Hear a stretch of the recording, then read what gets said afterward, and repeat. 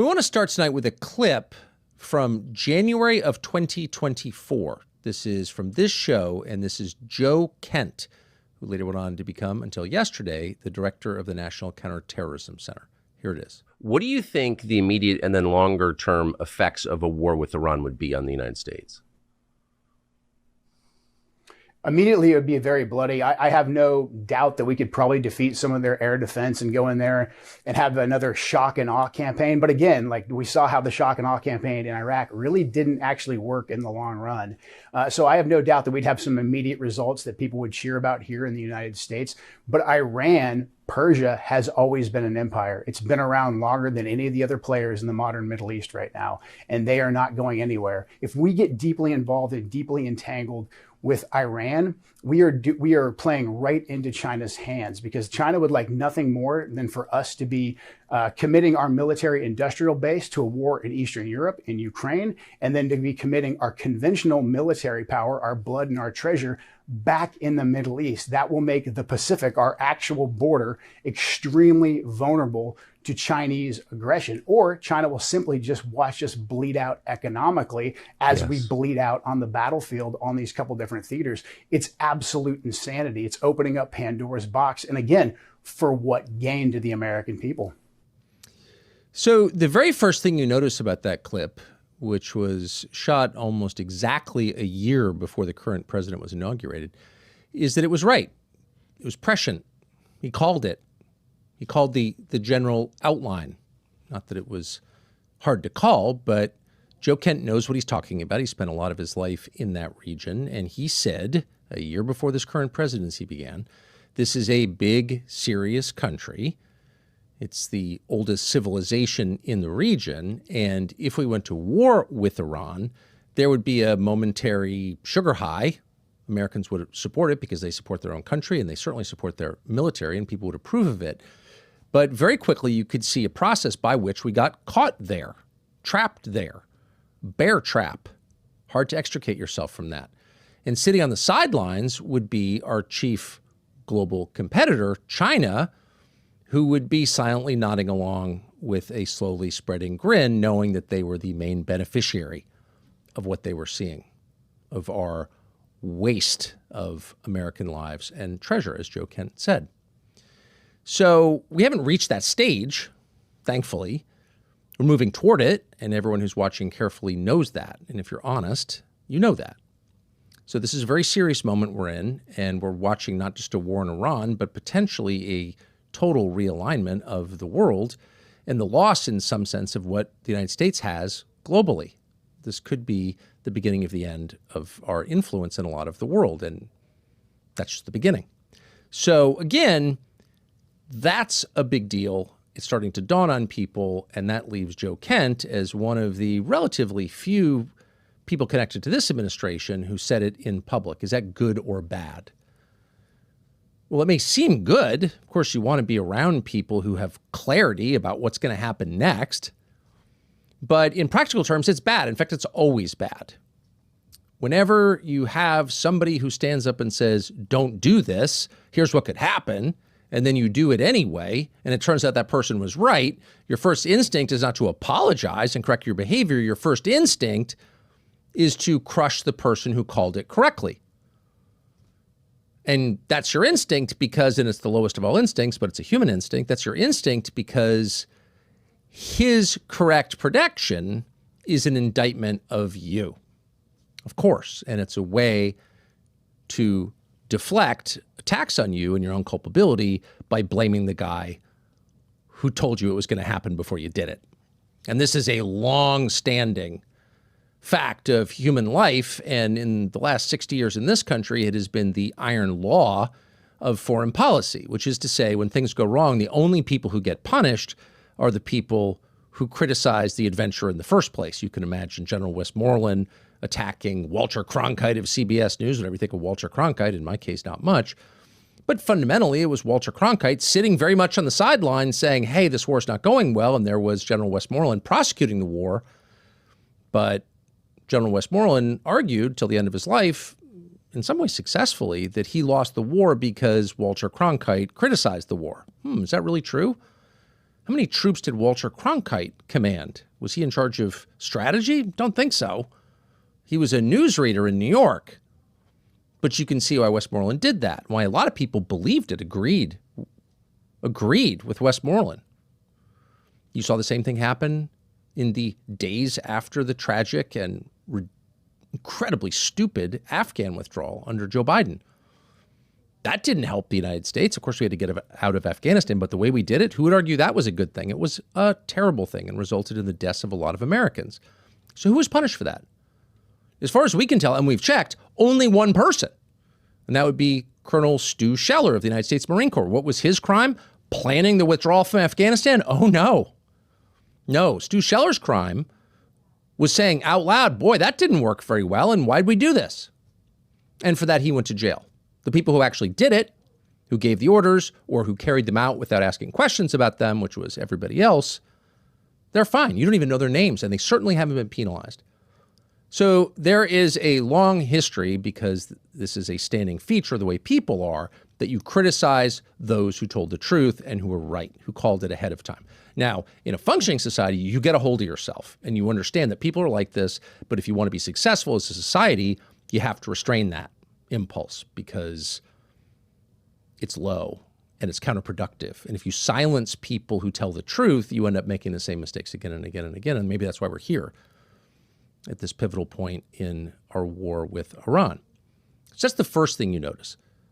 Joe Kent was right. Therefore, Joe Kent must be destroyed. And there is, of course, this ongoing effort to do that, to dismiss Joe Kent as a tool of the Islamists or a leaker, or say he's married to someone who works for Hezbollah, or lie after lie after lie. But they're all aimed at Joe Kent, the man, at his motives, at his character, at his personality, at his wife. And that's by design, because none of them touch on his reason for resigning as director of the National Counterterrorism Center. Because if you focused on that, you would have to answer his questions. You'd have to answer, is this true? Is what Joe Kent, who possessed highest level intelligence clearances, who was really barred from knowing no secret in the U.S. government since he was one of our top intelligence officials until yesterday, seems like a pretty informed guy. Is what he's saying true? That's the last conversation anyone in Washington wants to have, so just attack him. And you're going to see a lot more of that. The people who said this war was a bad idea will be punished. And the more it turns out they were right, which is to say the worse this project goes, the more it becomes obviously counterproductive to American interests, the more vigorously they will be punished, unto and including jail. Stu Scheller went to jail. Probably not the only one who will going forward. So you should just know that and understand what you're seeing in those terms. The second thing that comes immediately to mind when you watch Joe Kent from January of 2024 talk about what would happen if we went to war with Iran is that what he said that day, a year before Donald Trump's inauguration, could have been said by Donald Trump, maybe with a different style. He was making Donald Trump's case, the case that Donald Trump has made for a very long time. Donald Trump, as everybody knows, became the Republican nominee in 2016, 10 years ago, in part because he was the only Republican running for president that year out of a field of nearly 20 people who was willing to say what everyone else knew but was afraid to say, which is the Iraq War didn't help us. It hurt us. It was a dumb idea, and it went on way too long, and it became the quagmire that people like Donald Trump predicted it would be. And the American public, so relieved to hear the truth about something they already knew, made him the Republican nominee despite maybe some concerns. But they did it because, hey, he was right, and he's the only one brave enough to say so. And Donald Trump made varieties of that case for the next 10 years, and in many cases specifically about Iran, because Trump has seen, long before most people in Washington, before almost anyone in Washington, the big picture, the outline, which is this is a contest between the United States in the West and China in the East, a rising power that matches or maybe exceeds our economic power globally, and we have to figure out how to apportion power. And we don't want to get sidetracked with engagements like, I don't know, another endless Middle Eastern war, because in the end, the only winner of that conflict is China. In this specific case. Whoever in the end settles this conflict, whether it's the United States or some other power, whoever comes in at whatever the end of it is and says, enough, this is hurting the world, Each side has made its point, but the global economy has a critical interest in the Persian Gulf. That's energy. And we're going to stop this now. Whoever that person is will become more powerful than ever, and everyone else will become less powerful. The person who settles disputes is in charge, not the person who starts them, not the person who wins them, the person who stops them. When dad comes home and stops the fighting between brother and sister, who's in charge? Dad, because he stopped the conflict. All of which is to say, if at the end of this conflict, it's China that comes in, China which has a vested interest in what happens in the region since they're a major consumer of Gulf energy, if it's China that comes in and restores the energy flows out of the Persian Gulf and restores some version of peace, gets the fighting to stop, then China is in charge of the Persian Gulf. That's just a fact of nature. And so a lot is at stake, as Joe Kent knew, as Donald Trump knew. And so the question is, how did Donald Trump, after 10 years of saying one thing, do in the pivotal act of his presidency exactly the opposite? That's not just an academic question. It's not the beginning of a conspiracy theory about some shadowy lobby. It's the most important question we face, because this is not the first time the United States has entered into this kind of war against the wishes of its own population and in clear contravention of its own interests, against its interests. This isn't good for us. No one has made the case that it's good for us. And increasingly, as the days pass, it becomes obvious to everyone why it's not good for us. And if you don't believe that, then check the prices of food and fuel and everything you buy, because everything you buy is dependent on the price of energy and the production of fertilizer, both of which are affected almost immediately by the closure of the Straits of Hormuz. So we did this again.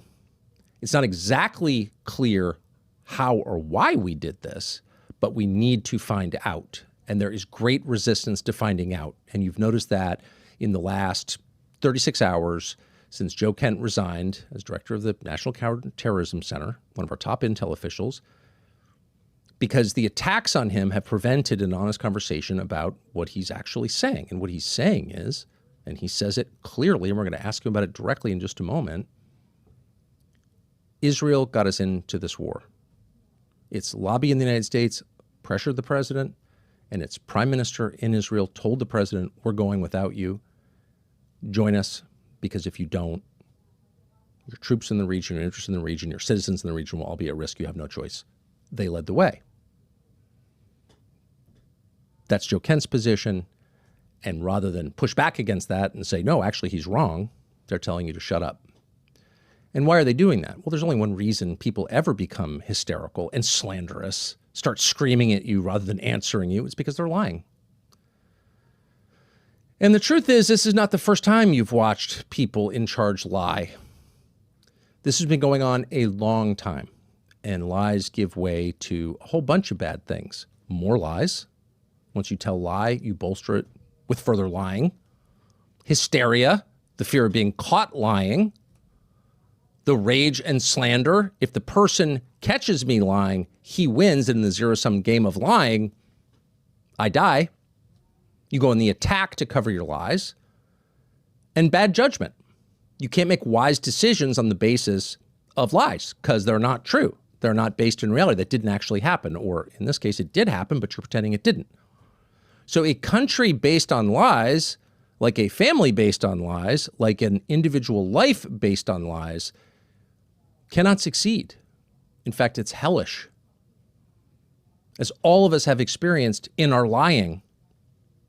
And so the only way out of this is to stop lying, is to tell the truth now, probably 63 years after we should have started telling the truth, but it's never too late to tell the truth now about everything, because it's never as painful as you think it will be. It's actually an act of liberation. In fact, it's the only real act of liberation. Telling the truth sets you free because the truth itself sets you free. That is always and everywhere a fact. And the longer you delay doing that, the more horrible the consequences of your lies. So let's hope that tonight, with this conversation with Joe Kent, is the beginning of the long overdue truth-telling, which is the only thing that will save this country. And one final note about Joe Kent, who I spent the last 24 hours with. Joe Kent's resume hardly needs explanation because everyone is aware this is a man who deployed on 11 combat missions to the global war on terror. This is sort of the perfect representation of the GWAT generation. This is one of those guys we often celebrate but too rarely hear from, who we sent out to fight the so-called war on terror that began on 9/11. And it's an entire generation of men who look and sound, for the most part, very much like Joe Kent. So the implication, of course, he doesn't care about security or he's soft on Iran. Joe Kent spent, well, the majority of his 20s and 30s fighting Iranian proxies and watching his friends get killed by them. So this is someone who's actually earned the right to speak about Iran and the war on terror. And of course, he was the director of the National Counterterrorism Center. So he's thought a lot about terrorism in this country and the blowback from events like this. And we're going to ask him about that as well. But the other thing to notice about Joe Kent, and it may be his defining factor, is that he doesn't slander anyone. His resignation letter was not an attack on Donald Trump. It wasn't a promise to write a tell-all memoir about what he saw on the inside or to aggrandize himself or to get a job on a TV show or sell something. I asked him at dinner last night, what are your plans? None. He did this purely because he believes, as he'll explain in a second, this is the only way to save the United States from certain disaster. Tell the truth. Air the secrets. Be honest for once in decades about what is actually happening, things that everybody who lives here suspects are happening. In some cases, we're probably wrong. We've come to the wrong conclusions. That's okay. Tell us what actually happened. Tell us why you did this. And let's reorient this country where it should be, which is around its own citizens. Make the decisions that you make based on one criterion. Is this good for my people or not? In the way that a father would lead his family or an officer would lead his troops. It's not complicated. Everybody wants that. That's not a partisan question. That's a human question. And that's the question Joe Kent is posing. Why can't we do this? Why can't we say this? It's not attacking anybody. Joe Kent himself does not attack anybody. But this is a last-ditch attempt, not simply to save the country from disaster in Iran, but to save the country, period.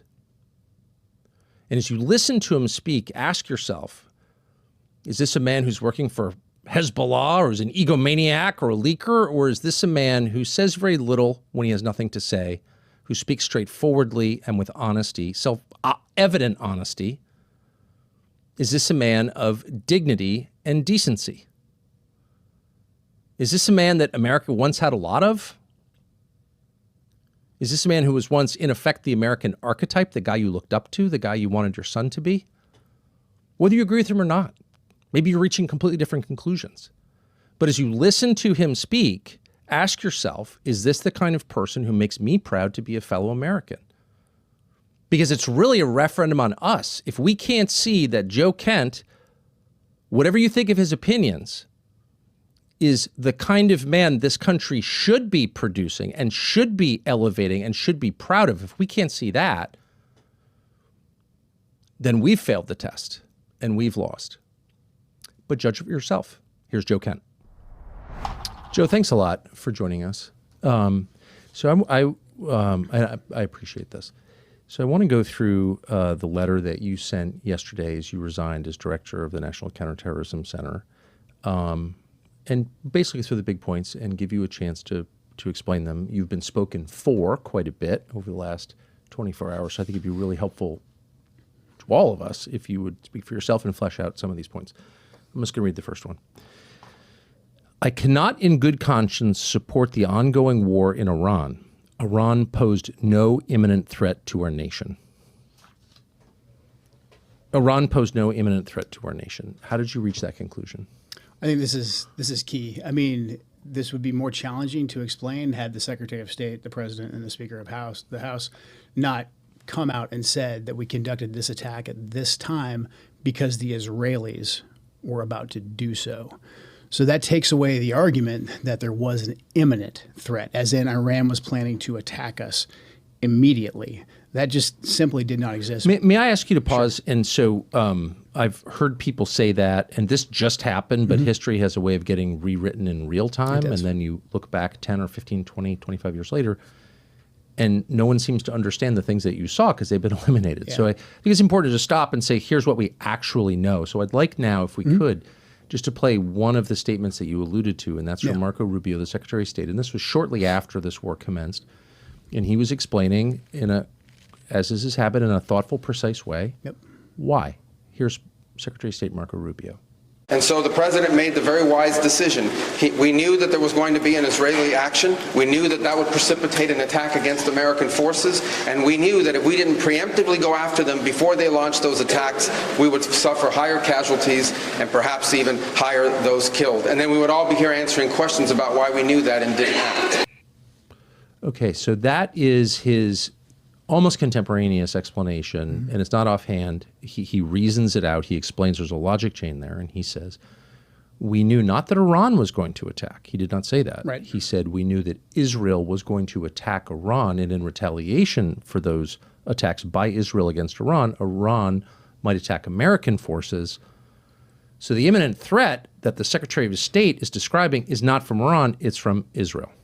Exactly. And I think this speaks to the broader issue.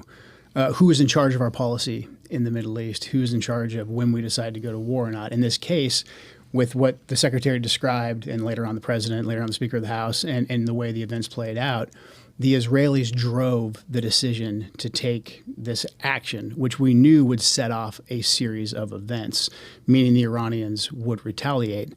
Now, I think there's a potential there where we could have done several different things. We could have simply said to the Israelis, no, you will not. And if you do, then we will take something away from you. I think that it's fine that we offer defense to Israel. But when we're providing the means for their defense, we get to dictate the terms of when they go on the offensive. Otherwise, they stand to lose that relationship. And the Israelis felt emboldened that no matter what they did, no matter what situation they put us in, that they could go ahead and take this action, and we would just have to react. And so that speaks to that relationship. But also, it just shows that there was a lobby pushing for us to go to war. I know we'll get into that later on in the statement. But we had a real potential, I think, knowing what we know of the Iranians and how they react, and in particular, how they react to President Trump's leadership. The Iranians, under President Trump's leadership, especially in his second term, they have shown that they take a very calculated approach to the escalation ladder. For instance, in the lead up to the 12-day war before Midnight Hammer, the Iranians didn't attack us. They were engaged in negotiations with us. When President Trump came back into office, they stopped their proxies who were attacking us under the Biden administration because they knew Biden was weak. They stopped their proxies from attacking us as well. So they knew President Trump was someone who wanted to negotiate, but more importantly, they knew that President Trump was not someone to mess with because he killed Qasem Soleimani. He killed Abu Mahdi Mohandas. He had defeated ISIS. They knew that President Trump was a man of action. He is militarily strong. And so they said, before we take an action, we need to make sure that it's calculated. So I think in this scenario, even if the Israelis told us we're going to strike on this date at this time, and we didn't, try to negotiate with the Israelis and say, hey, we'll take something away from them, I think we still could have back-channeled to the Iranians and said, hey, if something happens here in the next couple of days, it's not us. We're still serious about negotiations, and we don't want to escalate this because it's well known what the Iranians' plans were. We knew that they were going to hit potentially our bases in the region, potentially our allies. We knew about the Straits of Hormuz. All of these things, I think, were fairly well known. And the Houthis' ability to close the Red Sea, which they've not yet done, but which would be catastrophic to the world. So, but for the purpose of explaining your position or fleshing it out more so people can understand it, because you're the most high-profile resignation by far in a long time, and there's a lot of commentary on this. And I kind of took a quick trip through it this afternoon, and one of the consistent themes is, well, I mean, of course, there's a lot of slander, which we can talk about, but the substantive attack on you, and it is an attack or refutation of your letter, is that, well, actually, Joe Kent was totally for using military action. He supported the Soleimani killing, for example. He seemed fine with the 12-day war, for example. So he doesn't have a problem on principle with an engagement with Iran. You're saying what to that? What's your response? Well, I have no compunction about really fighting anybody who threatens our country, and the Iranians have posed a threat in the past, and the Iranians have a way of threatening America. They have the capability, and we always talk in the intelligence circles about capability and intent, what your enemy is capable of doing and what they actually want to do. And again, back to the data that we have on the Iranians, they use the escalation ladder. We saw that deliberately during the 12-day war. When they struck back after Midnight Hammer, it was very deliberate. They fired an equal amount of missiles as we dropped bombs on the nuclear facilities, and they basically hit a part of a base in Qatar that they knew we didn't have any troops on. Yes. They didn't want to escalate any further than we were willing to go. But also, the Iranians, when they pose a threat to us, they usually do it with their proxies. And if their proxies stick their heads up and their proxies come after us, this is basically the Trump doctrine, we hammer them and we hammer their high-profile leaders. Qasem Soleimani was highly effective and highly revered in Iran because the previous presidents, prior to President Trump, Obama and Bush, let Qasem Soleimani run around, raise proxy armies, kill Americans, and no one ever did anything to him. President Trump rightfully killed Qasem Soleimani. We got his deputy, Abu Mahdi Mohandas, who had American blood on his hands, took them off the battlefield. But then President Trump stopped. He took those two key players off the battlefield, and he said, I'm not going to further escalate with Iran unless you escalate with us, knowing that if we struck Iran and we truly struck the regime, that would only strengthen the regime. So then President Trump did something that's incredibly smart, used that decisive military action, but then he coupled it with an economic package of sanctions, maximum pressure sanctions. And we can debate whether or not we should be using sanctions as the prime reserve currency holder or whatever, but he pressured the Iranians economically. After punching them in the mouth and showing that, hey, I won't take this, I'm not Obama, I'm not Bush. If you cross a line, I will come after you. But then he really put the pressure on them economically. And if you look at the effect of the economic sanctions, that's what got the Iranian people on the streets actually protesting against the Ayatollah's government, which is ostensibly what we would like. We would like to see a bottom-up regime change where we get rid of the Ayatollah, but it's the will of the people, and they have a new successful government that's stable that we can deal with.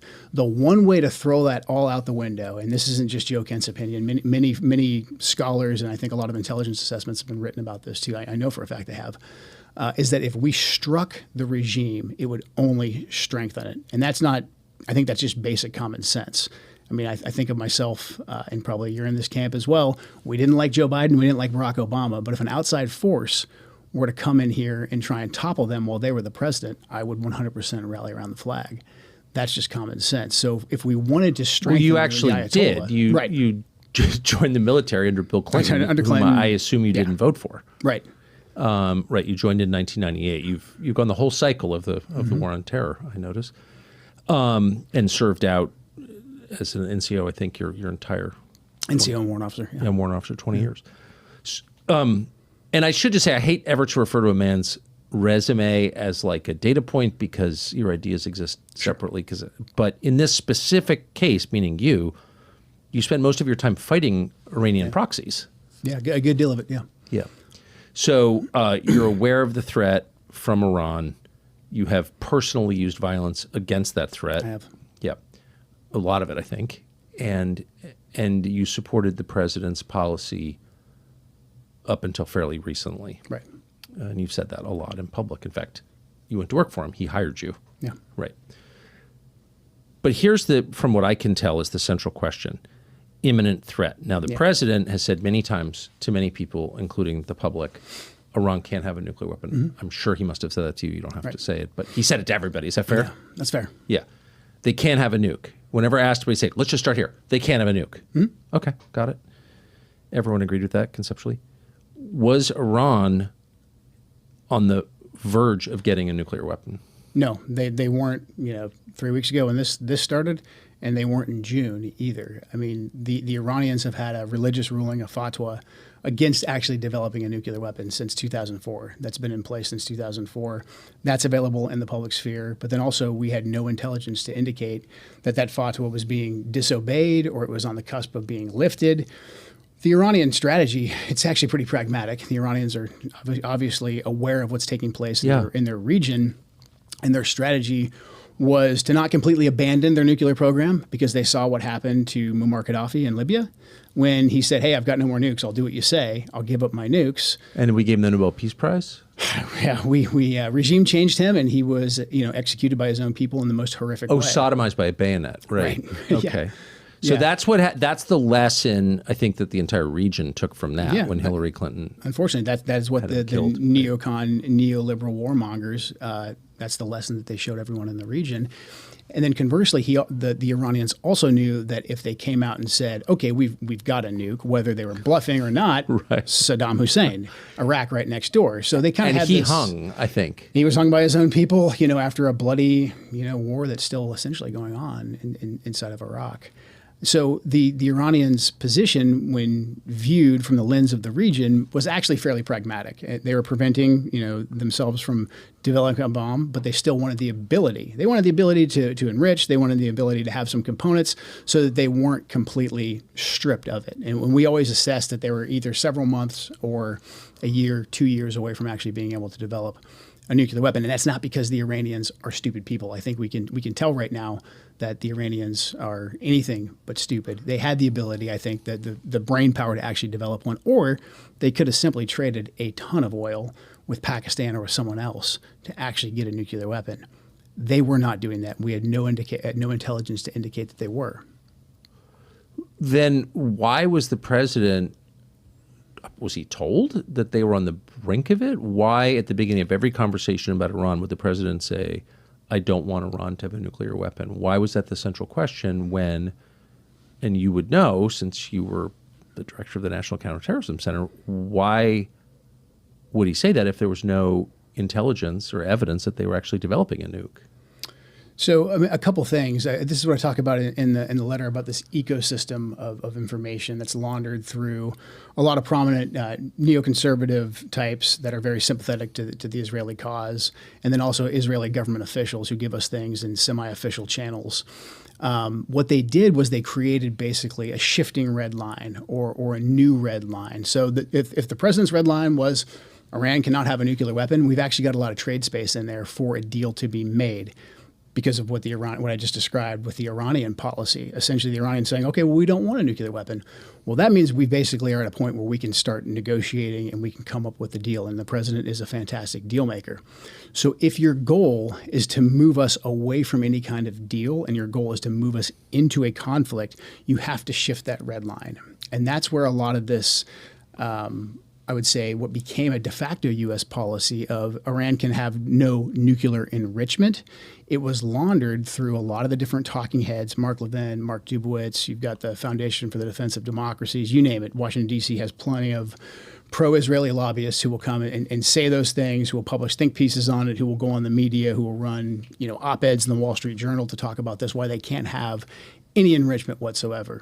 And then we have a high degree of engagement with Israeli government officials who will come in and say, well, they're enriching and they could enrich or they could enrich more, and that will get them closer to a nuclear weapon. So then enrichment basically became the new U.S. policy. And the only official I've heard, and folks are welcome to look for this, that said this in the first Trump administration was Mike Pompeo.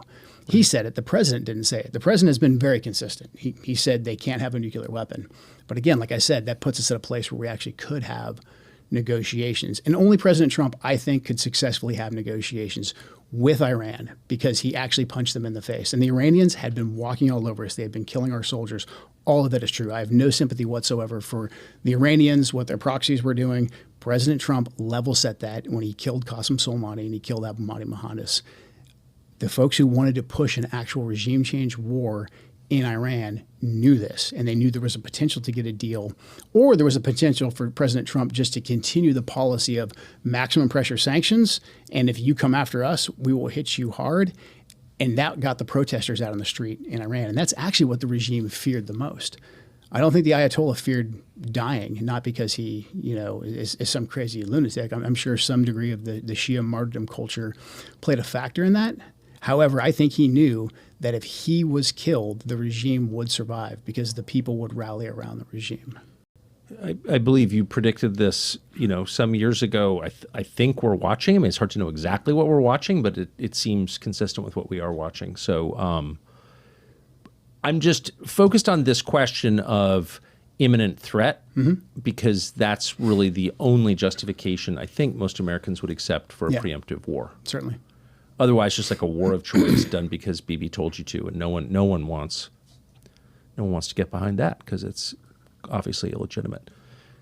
So imminent threat, you're saying that there was no intelligence that you saw with the highest level clearance, obviously involved in this conversation, that showed an imminent threat from Iran to the United States? None. No, unless we took certain actions, unless we came after them in a way that they thought threatened the regime. Then we basically knew what they were going to do. Well, okay, but then, right, of course. Right, but like any country. So if you attack any country, we know that they're going to have a reaction. We face an imminent threat once we attack you. Fantastic. Yeah, exactly. But there was no intelligence that said, hey, on whatever day it was, March 1st, the Iranians are going to launch this big sneak attack. They're going to do some kind of a 9/11 Pearl Harbor, et cetera. They're going to attack one of our bases.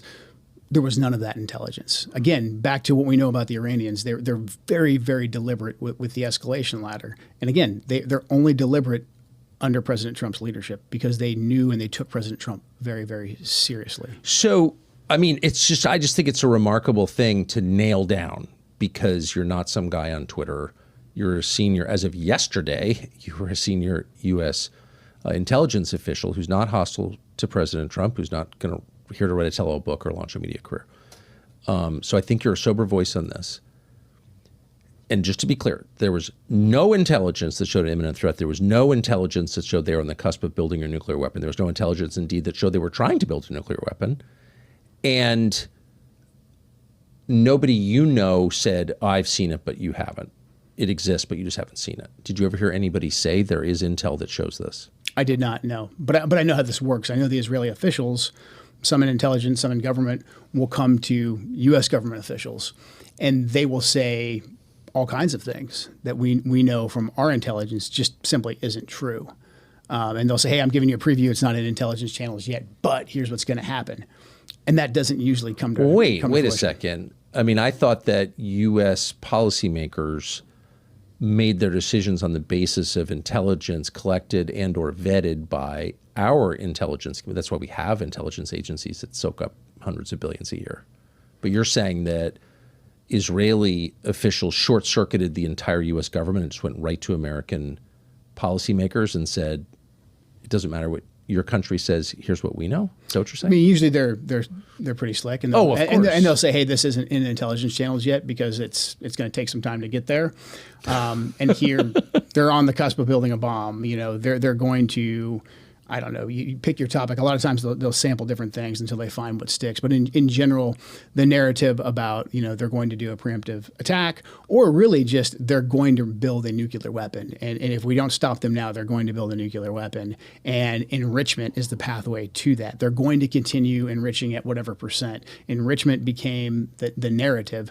And so that hung up and that short-circuited and really sabotaged the entire negotiations because the Iranians basically said, like, we're not going to negotiate if the whole starting point is no enrichment. And again, that had nothing to do with a nuclear weapon, and the Iranians essentially agreed to that. So the Israelis came in, they moved that red line, and they would do a lot to say, like, oh, they're enriching, and you know what that means? That means in X amount of time, they could have a nuclear bomb. You have to ask now. And then the way the ecosystem would work is that the talking heads on TV, you know, your Mark Levin's, Sean Hannity's, et cetera, they would say basically the exact same thing that night on TV, or there would be a piece written in the Wall Street Journal, the New York Times, that would say something very, very similar. Yet, if you looked in classified intelligence, we didn't see any of that.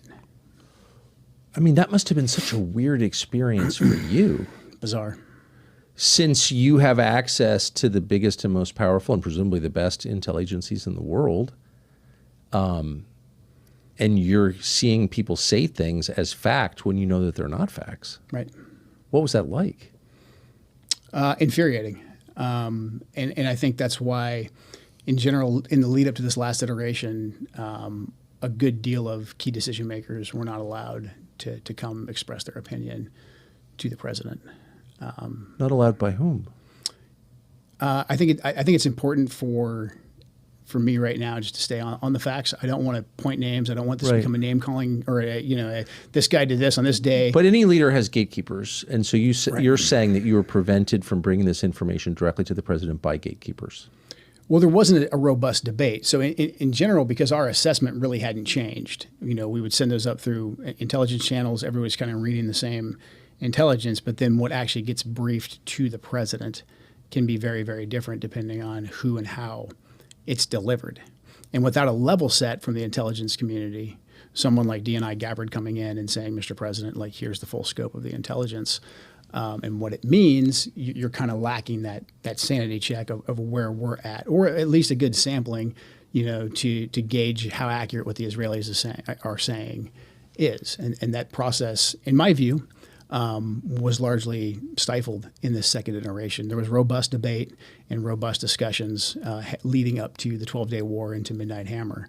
But this second round, to me, and I'm sure others will refute this and disagree with me, but what was conducted by just a handful of advisors around the president. That is true. I believe what you're saying is true.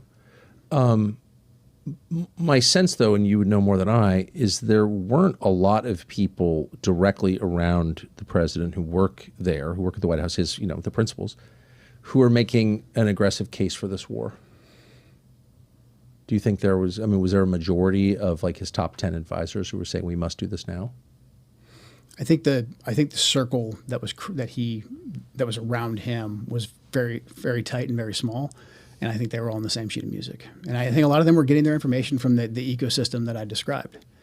And I think we'd be in a different place if we would have talked about what the intelligence picture is and what our interest is. So Israeli as well. government talking points laundered through Fox News and the Wall Street Journal, is that the ecosystem you're talking about? Yeah, and then the Israeli officials coming in and basically either ahead of time or after the fact saying the same thing, like the enrichment is going to get them a nuclear bomb in a set amount of time. Do you believe that you and the DNI, for whom you worked until yesterday, had as much FaceTime with the president as Israeli officials did?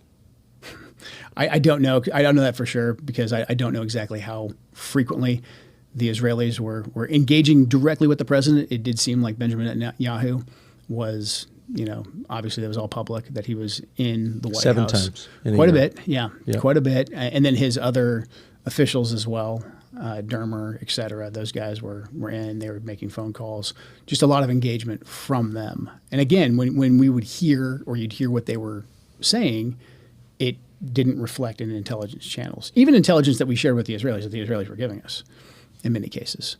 So there was a clear, gap between, the intelligence and then the information that the president was given and the decisions that the president was making. I don't want to put you in an uncomfortable position. Obviously, you're not going to divulge anything that's classified. I don't think you would. You definitely shouldn't, because there are people who hurt you for that, and you shouldn't. So without encouraging you to do that, I think it's a commonplace. It's understood in Washington. I've heard from many people who work in your business that a substantial portion of our information touches Israel at some point. Either it's collected by them, it is shaped by them. It's not purely American. Do you think it's fair? Especially in the Middle East, I would say. I mean, look, the Israelis are tactically very proficient. Yes. They have a very competent intelligence service. And there's a lot that we can learn from them in the craft of intelligence. Yes. So they're very proficient. They're very good. However, whenever we get information from a liaison service, I think it's incredibly important to realize that it could be given to us to influence us as well as to inform us. And the way that I would see Israeli information, in particular coming from senior officials directly to our senior officials, that caveat just wasn't given frequently enough. And there's a lot of times, some of this is just because of bureaucratic practice, but a lot of it I think is just we feel very comfortable with the Israelis. A lot of them are dual citizens. They sound like us. They don't feel foreign. We kind of go into a more complacent mode where we trust a lot of what they have to say, not keeping in the back of our mind that they have their own agenda and we have our own agenda at the end of the day. Now, I'd say a lot of times we have the same agenda. It's very, very, I think, tactically the same when it comes to fighting Hezbollah, when it comes to fighting terrorism, sure. But when it comes to what's our strategic goal in a war that's going to have ramifications for our nation, for the region, for global energy supplies, I think most folks right now at the Pentagon and the intelligence agencies, they would say us and the Israelis actually have a different objective here. I don't believe that our objective has been clearly defined because we're shying away from regime change. The Israelis are not shying away from regime change. They want to knock out lock, stock, and barrel the current government. They don't seem to have a plan for what comes next. Well, that was my next question. And I think you would have heard tell of such a plan. So if you're going to take out a government, I think it's fair to ask what replaces it. And I have asked a bunch of people, many people, this question, never gotten any answer whatsoever other than there's no plan. The Israelis don't have a plan because they don't care. Do you think that's fair? I think that's completely fair. I think as Americans, rightfully, we want a clear stated objective and end state for war. I think that's something that was born out of the GWOT, was born out of the Vietnam era. Americans want to know why we're going to war, what the end state is, and they can get on board in general if that's clearly articulated. That's not the case with Iran. The Israelis are different. I think a lot of times, again, because a lot of them speak English, they culturally feel the same, but the Israelis have a much different tolerance for how and why they're going to war and for their endurance for war. The Israelis are completely fine with Iran slipping into chaos. That means that the Ayatollah and the IRGC can't really threaten them anymore. Hezbollah's money might be cut off in their head. And so complete chaos in Iran, it's not necessarily a bad thing for the Israelis. For us, for global energy, Straits of Hormuz, our partners in the GCC, mass migration problems in Europe, this is a major problem. It's a catastrophe for the world. For the world, yeah. Right. And it's a little galling that I was treated to lectures for a couple of weeks about, the valiant people of Iran and how we needed to save them. And then a lot of the exile communities here in the United States of Iranians, a lot of them really nice people, sure. They jumped on board. We got to save our people. But by your telling and by the facts, by the way, this is not really an opinion. There's no plan for what happens after regime change. Like the people pushing that line would be happy to see a permanent civil war there, which is insanity. So if we do want a real regime change and we want the people to rise up, we want it to happen fairly organically, going aggressively after the Ayatollah was the last thing that we ever should have done. Again, like I'm no fan of the former supreme leader, Ali Khamenei. However, he was moderating their nuclear program. He was preventing them from getting a nuclear weapon. If you take him out, if you kill him aggressively, people are going to rally around that regime.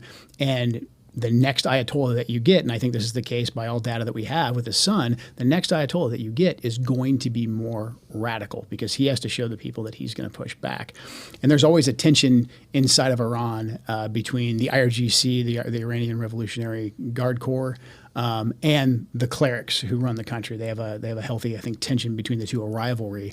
IRGC's leadership, these are Qasem Soleimani's troops. These are the guys that Soleimani trained. These guys, most of them cut their teeth in the Iraq-Iran war. A lot of them cut their teeth fighting us in Iraq. They cut their teeth fighting ISIS in Iraq and Syria. They created Hezbollah. They trained and armed Hezbollah. So these guys are actually pretty serious and pretty hardline, and they're willing to fight, and they want to fight. And so by killing the Ayatollah, we've given them more power because now internally they can go and they can say, hey, all you guys who thought that we could negotiate with the Americans, you're chumps. We have to fight them. So I think the longer this goes on, the more negotiators, the more moderates that are killed off, like we just killed Ali Laranjani, who was a negotiator, who was eager to get us a deal. Again, look, I've got no love for the IRGC. I've got no love for the Iranians. But you've got to realize, just to be clear, if you want it to end. In case you're tuning in right now, you fought their proxies. I fought their proxies. I mean, I put countless of them in flex cuffs or much worse. I've gone after the Iranians. I was in specialized outfits that went after the Iranians and their proxies. These are very serious people.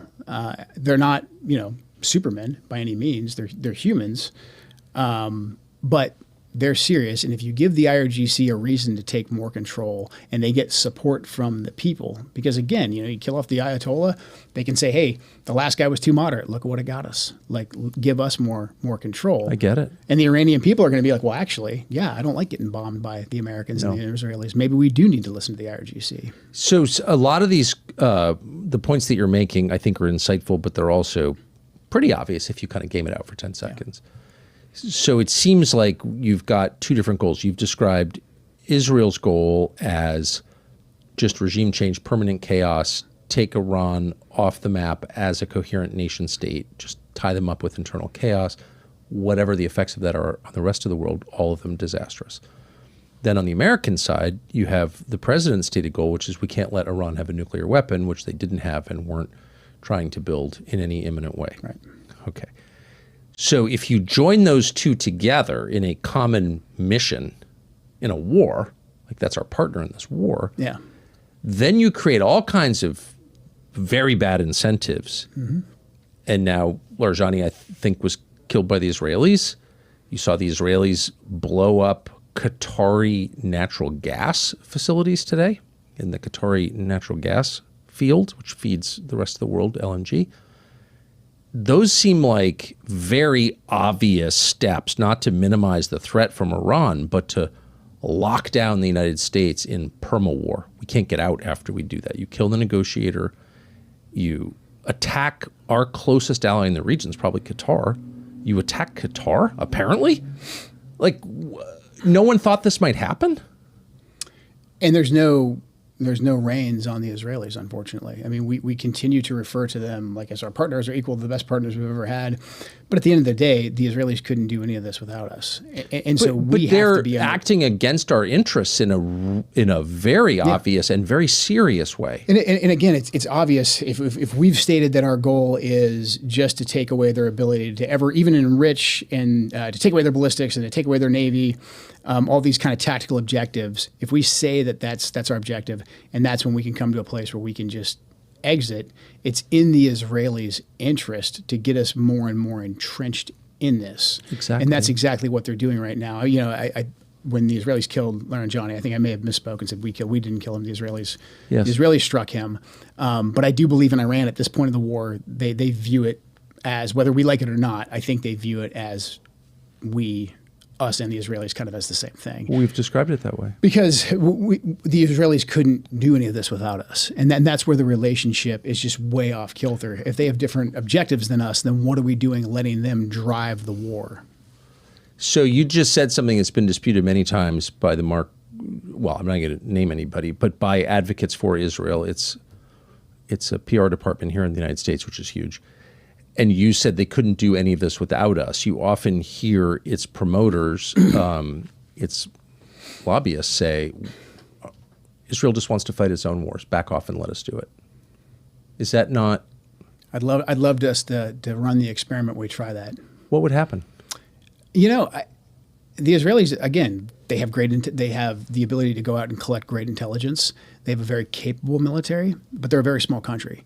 I think Israel would be able to defend itself. I think it could conduct, limited strikes on its borders. I think it could continue carrying out pretty impressive targeted assassinations against its adversaries. And so I think you would see it relatively contained. What it couldn't do is go topple entire governments. It couldn't do something like the Iran war, the Iraq war. It couldn't aggressively, destabilize Syria. These big, heavy lifts of regime change that America has been engaged in, Israel could not do on their own, which is where you get back to the Israeli lobby being just so potent and so powerful and so aggressive. And I want to ask you about that because that's the line that you're being attacked for. And so I want to go through and have you explain more fully, if you would, why you said what you did and read it. But before I do that, one last question. Was any of this debated that you know of before this war commenced 3 weeks ago? Did anyone say, well, wait a second, if we do this and kill the Ayatollah, because that was like the first order, I think, what are the effects after? And like, what's the goal? Did these debates ever I know emerge? They happened heavily before the 12-day war. I think that when the Israelis came back around and said they wanted to do this, I just don't think there was any debate. I think just based on the ecosystem and the amount of influence that was exerted. Because in some ways this is a little humiliating since I was told, the whole country was told that after the 12-day war, there was no Iranian nuclear threat. We got rid of it. I'm not imagining that. It just happened last summer. Yeah. Do you recall those statements? Yeah. I mean, Operation Midnight Hammer. Yes. Destroyed their nuclear capability. So how was it that we wound up 6 months later getting another lecture about their nuclear capability and its imminent threat to the United States and nuclear tipped ballistic missiles aimed at Miami and the whole thing. And nobody, first of all, there was no organized protest against this. Like in a normal country, you'd think people would rise up and be like, whoa, whoa, whoa, whoa, whoa. Mm-hmm. You just told us 6 months ago the exact opposite. Yeah. What did internally in the intel world, people say, what the hell is going on? I just think that the planning for this was so compartmentalized that there was no debate, as in it was a foregone conclusion. Maybe the exact timing they weren't exactly aware of, or that had to be debated. When do we do it? But it seemed to be a foregone conclusion. And I'm sure others will say, no, that's not the case at all. But there was no robust debate like there was going into the 12-day war. Because the big question that a lot of us had that were skeptical of Operation Midnight Hammer was, okay, so we do this. We know the Israelis' whole goal is regime change. What makes us think they'll stop? And if they do stop for a period of time, why won't we just be back in the same place in 6 months where they're saying that we have to go back in? And that's essentially exactly what happened. So this was raised? This was raised, to my knowledge, in June. This was like, hey, what happens next? So you take out the nuclear, the ability for them to enrich and to potentially develop a nuclear weapon. That's done. We know the Israelis have a completely different goal. Part of that strike, Midnight Hammer, was also to get the Israelis to wrap up the 12-day war. But we knew, because of what the Israelis told us, that they wanted, this is the time to take down the regime. And they don't want the Ayatollah to be in power. They want a regime change. They want a new government there. So we said, okay, knowing that, we know that this strike, this limited strike that we're going to do, isn't going to be enough. At some point, the Israelis are going to come back to us and say, hey, we have to go again. And with that knowledge, and I think because so many of us had pointed that out, and because the Israelis had said it, there wasn't a big debate this last time. You know, I think they had that discussion, behind closed doors, and there wasn't a chance for any dissenting voices to come in. But you would think, well, I've seen it before. When a question like this arises, the people making the decision go immediately to their own intel agencies, and in your case, the agency that has jurisdiction over those agencies, and say, all available intel on the question of the Iranian nuclear program, all available intel on the question of ICBMs or its ballistic missile program, all available intel on what might happen if we topple the regime in place. Like, this has all been gamed out for a long time. There's a constant process of gathering intel on it, correct? Yeah. And that's what we did in the lead up to the 12-day war. But this time, no. But this time, no. Not to my knowledge. And I'm sure the administration will come out and say, no, you just weren't invited. But I've got a pretty good idea of how those meetings look. And even if I wasn't invited, I at least would have known that they took place. Again, it just seemed to be a foregone conclusion that, like, this was happening. So I almost don't want to bring this up because it's so distressing, but I have to ask a question about blowback, the effects, the downstream effects of military action, terrorism in the United States. Yeah. And I have the feeling we're going to see some of it, but I want to ask you. But since you are an acknowledged expert on that question, and since you spent your adult life fighting Iranian proxies, and because we're always hearing some of them are in the United States, did anyone go to you and say, if we do this, what are the odds that we will have terror attacks in the homeland here in the U.S.? That was a piece or an intelligence product that we worked up on our own. I bet. And coordinated throughout the intelligence community. Basically, we talked about the Iranians' ability to conduct sleeper cell-like attacks, which is actually pretty limited. The whole idea of sleeper cells or a cell operating is challenging in today's environment because cells have to communicate with each other, and we're pretty good at picking up on that. The real threat, and most major terrorist organizations have kind of moved to this model, is the lone actors. Yes. It's inspiring people that are already in place by using the media. There was already a ton of blowback, because the Gaza war. Hamas used propaganda very, very effectively to, I think, curry a lot of favor with younger people here in the United States and abroad.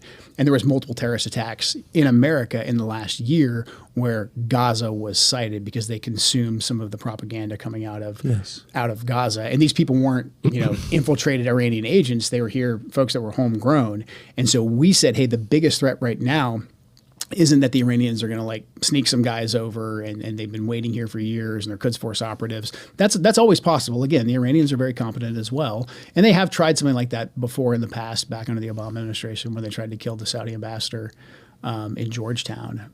So we were worried about that, but what we were more worried about was the fact that Biden had the border open for 4+ years. And I testified publicly in Congress laying out the all 18,000 known suspected terrorists that potentially could be in the country. Since then, we've discovered potentially more. The problem is the bookkeeping under the Biden administration was kind of like the border. It was wide open. And so we don't know how many folks are actually in the country that shouldn't be here. It's millions. How many of them have ties to countries that are adjacent to Iran or that are Iranian? As I left, we were still working on some of those numbers, but we've seen several terrorist attacks since these operations began in America, and they all fit that lone actor inspired model. So the blowback is, the longer this goes on and the more the propaganda inevitably gets weaponized, we are going to see more than likely more people here that are radicalized. Now, frankly, I think that and this is another great thing about President Trump, none of these people should be in the country. We should have tighter immigration policies. We should be focused right now. Our focus should be on finding everyone who shouldn't be in our country right now and getting them out as soon as possible, not in another foreign adventure. I wonder, so you've already seen in the wake of a recent terror attack, neocons use that attack as a way to try and censor, shut down, maybe even imprison critics of the decision to go to war in Iran. So it's almost like you control both sides. Like you advocate for a war, which inevitably stokes religious hatred because you advocate for the killing of a religious leader. Okay, so you're helping to create religious war, permanent generational religious war. And then when your country or the country you happen to be living in that you don't really care about feels the effects, when Americans are killed as a result of that, you use their deaths to justify the silencing of people who criticized you. Does that make sense? No, exactly. Yeah. So how much are you concerned we're going to see more of that? I'm very concerned. I think I pray we won't, but the odds are not in our favor, just considering how open our borders have been. Obviously, this type of propaganda radicalizes people. Again, we've already seen attacks. We saw attacks inspired by the conflict in Gaza. So I think we're going to see more of this, and then just, made the mistake of opening up Twitter a couple times today. There's people calling for, dissenting voices to be charged, to be locked up, of course, et cetera. And so, they may be. The erosion of civil rights, I think, during a time of conflict is nothing new. Unfortunately, we've seen it before. It's the rule. But I wonder, though, is like people talk through, or maybe they didn't talk it through, but did anybody in the lead up to this, I just want to ask it again to make sure I understand the answer, in the lead up to this war, which is now a regional war, potentially a global war, big war, biggest war of our lives, did anyone come to you and say, what's your projection for like what the effects on the United States will be? Like how many Americans could die at the shopping mall because of this, or at school? We proactively wrote an assessment, which is what we tend to do anyways. But again, there just wasn't a huge process and a debate about this last iteration. But you're worried about it. I'm very concerned about it. I am too. Yeah. I am too. Yeah, I'm too. Okay, so let me read you the most controversial, and you've addressed this to some extent, but I'd like you to flesh it out a little more, if you don't mind. You say to support the values and the foreign policies that you campaigned on during 3 campaigns and that you enacted. You understood up until June of 2025 that the wars in the Middle East were a trap that robbed America of the precious lives of our patriots and depleted the wealth and prosperity of our nation. Early in this administration, this is the change, high-ranking Israeli officials and influential members of the American media deployed a misinformation campaign that wholly undermined your America First platform and sowed pro-war sentiments to encourage a war with Iran. This echo chamber was used to deceive you into believing that Iran posed an imminent threat to the United States and that you should strike now. There was a clear path to a swift victory. This was a lie and is the same tactic the Israelis used to draw us into the disastrous Iraq war that cost our nation the lives of thousands of our best men and women. We cannot make this mistake again. So I think you've explained how the echo chamber and the lobbying campaign worked. It wasn't just on Fox and the Wall Street Journal. It was by telephone and text message. It was in person, and it was relentless. And there was no countervailing campaign. There was almost nobody who went to the president and said, well, actually, here's the American view, which is frustrating. But then you allude at the end of that to the Iraq war. And I think you you told me at dinner last night, I think you spent 5 years total. You had 11 combat deployments. You spent about, you think, 5 years in the country. Yeah, I mean, 9 of those deployments were to Iraq for 6 to 8 months. So, yeah. Okay, so you've had some time to think about the Iraq War. yeah. More time than is healthy, yeah. Can I just say, because it makes me... So here you go, you join the Army at 18. 18, yeah. You spend your whole young life there. Go to all these wars, 11 deployments. You spend 5 years in Iraq, over 7 deployments, and you reach a series of conclusions, fighting and being shot at by Iranian proxies, and now you say, I don't think this war is good for America, and you're being slandered as a bad, unpatriotic quitter who secretly sympathizes with the Ayatollah. I just have to ask you how that feels. I mean, they love you when you're just saluting and moving out, but then the second you say, I don't think we should be doing this, and I have an opinion now, then all the attacks come at you. But I truly believe that that God put me where I am right now, really putting me through everything I've been through in my life to bring me to this point. I don't believe that God said, hey, you're here now in this moment to just sit back and be a good soldier for this iteration. I've had lots of friends who have said, hey, I think you would have been more value staying in the administration with your experiences. And I understand that, and I'm flattered by it. But considering all that I've seen, the conclusions that I've reached, I feel like I'm here for a reason. And something I think probably on my 3rd or 4th deployment, as I was realizing that we were lied to get us into Iraq, and that we had a whole mess that we now had to clean up, and how much it mirrored and echoed Vietnam. I remember, as being in my mid to late 20s, being very frustrated with a lot of the Vietnam veterans who did not speak up against. And I know some did, but especially Vietnam veterans who stayed in service, as I had intended to do, who stayed in service and who advocated for the Iraq War. Colin Powell is someone who I have a lot of respect for the way he fought in Vietnam, his leadership in Desert Storm. But then the way that he was part of lying to get us into the Iraq War, and then staying on and continuing those lies, knowing full well, having all the experiences of being a guy on the ground in a feudal war that was, basically we were deployed to under false pretenses. He had all that knowledge, and because he wanted to be loyal to, I think, the president, and I think he wanted to be loyal to what he felt was the government that would eventually get it right, he didn't step out and say, we shouldn't be doing this. And I just remember reflecting on that, and said to myself at the time, and this might seem silly and idealistic, but said to myself at the time, if it's ever my turn, if it's ever my generation's turn, I'm going to do everything that I can to make sure this doesn't happen to the next generation. So a real breaking point for me, I did the best I could for a couple weeks as this war started, from the inside, to try and find off ramps, to try and provide information, to see what I could do from the inside. But watching the casualties roll in, and I don't want to use anyone's loss as a political talking point, but for me personally, watching more casualties come in, I just couldn't stand by as both a veteran and then as a Gold Star husband, and say, like, I'm just going to continue to soldier on in this. It's time to try something different. I know this path that we're on, it doesn't work. I've seen enough data. It's time to do something different. How hard a decision was it? It became really clear to me, over the weekend, this past weekend, that our message just wasn't getting through, and I was like, I know what happens if I stay.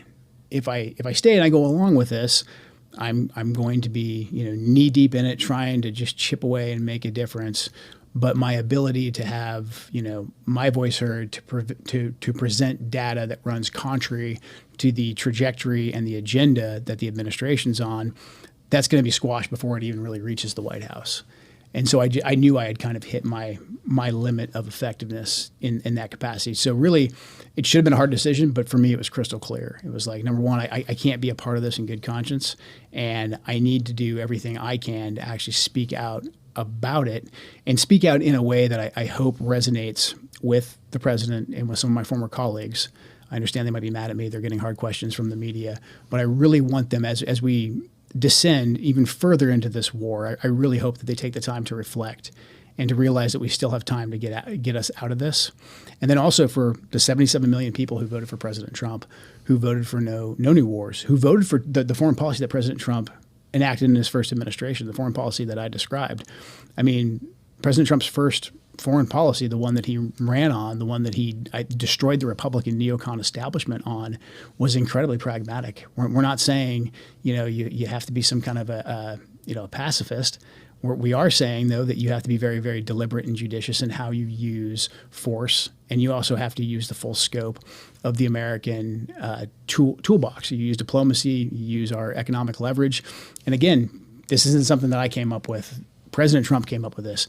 President Trump enacted this, and this is why 77 million people voted for him. It's probably not the only reason, but the No New Wars, put America first, don't let us bleed out in the Middle East.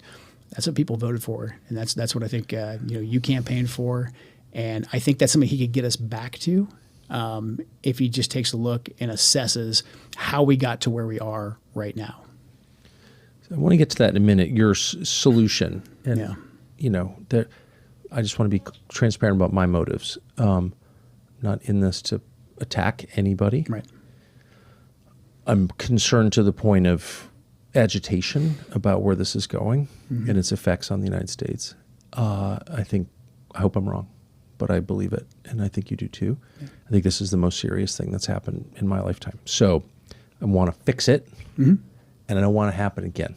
Exactly. And I don't want history to be written in real time by liars in such a way that no one understands what we're going through, and then we make the same mistakes. And this is a principle that any parent applies to his own children. No, say out loud what you did, and you're less likely to do it again. So, but before I say any of that, I just want to pause just on your personal experience. And I know you hate talking about this. I'm not going to make you uncomfortable by pushing too much, but you feel it. I feel it as an observer, such sadness for the men who've been used, including you. And I wonder how, given everything you've done and everything you've just said, how you don't feel bitter at the response that you've gotten from some people. How do you keep the bitterness out? I think faith. I've got a great wife. God's blessed me twice with my late wife Shannon, my wife Heather, yes. Our two boys, Colt and Josh, who I think are watching this hopefully. So faith and staying grounded on what's important. Yes. But then also look, the people who are coming after me. I believe that the internet is like 25% real. I think there's a lot of bots. There's a lot of people who got delivered a talking point and they're going to get a paycheck for it. I've noticed. Or they just, they want the adoration. So I just don't take most of it seriously. And again, look, I know there's some of my former colleagues, people who I do like, who have had to come after me. And I understand that too. Like, I get it. Like, they're still there. They've got to discredit everything I'm saying right now. They're watching, taking notes. So I'm not bitter about that. I literally just want to focus on the task at hand, and the task at hand is stopping us from getting deeper into this quagmire. Because again, like just looking back on my experiences in Iraq, I don't feel like this happened. There wasn't the ability to. There wasn't this platform. There wasn't the free independent media that existed in any real way that could reach people. That's right. And so to me, we have this opportunity. So I'll be bitter and angry later when I read Twitter and somebody who I used to like says that Joe Kent's a traitor and we're going to fire him tomorrow anyways. We don't have time for that. Like as you pointed out, major things are happening right now in this war, and the president is facing some very, very challenging decisions. So I personally just hope that he and his closest advisors listen and think, and that's the main priority. So I strongly agree, and we can't allow hatred of us to inspire hatred in ourselves. You can't become a hater; it'll destroy you. It's what they want. So I salute you for avoiding that, and it's absolutely real. I spent a lot of time with you, and you're not a hater at all. You don't even seem that bothered. So that's incredible, given where you are. It's amazing. It's an act of faith, and I love it. End of the history portion of the segment, but I just think it's important to establish why you said first the war in Iraq, second the conflict in Syria, which took the life of your wife. Why both of those were driven by Israel? Well, the war in Syria never would have happened without the war in Iraq. I mean, so had we not gone in and invaded Iraq, we wouldn't have had the conflict in Syria.